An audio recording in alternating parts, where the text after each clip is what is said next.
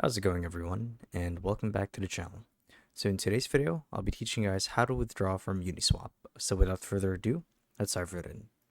So the first thing that you guys need to understand is that you don't actually withdraw any type of cryptocurrency from Uniswap.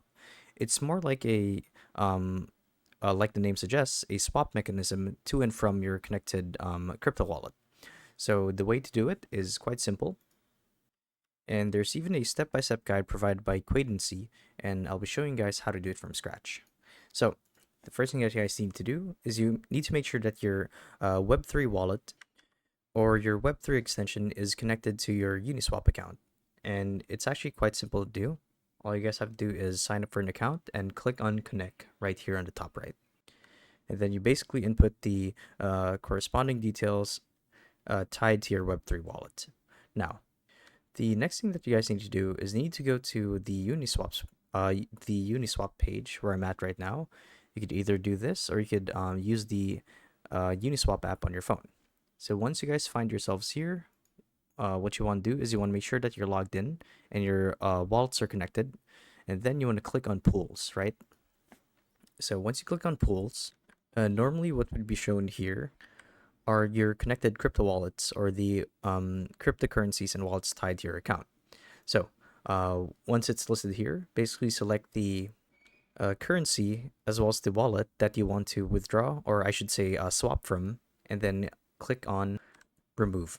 So by removing it, you're essentially swapping what's inside the crypto wallet into your wallet or recipient of choice.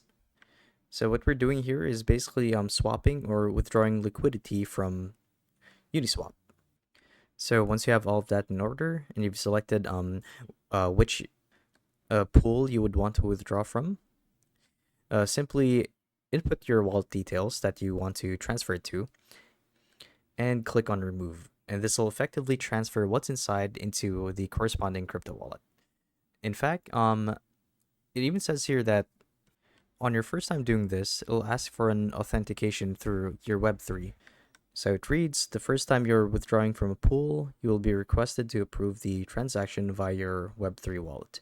And there you guys have it. So hopefully this guide helped you guys out. And if it did, if it helped you guys learn how to swap from Uniswap or withdraw from their pools, please let us know down in the comment section below. And if you guys want to see more videos like these, we do have a YouTube channel where we do guides like these daily. So if you want to show your support that, you can do so by subscribing to the channel.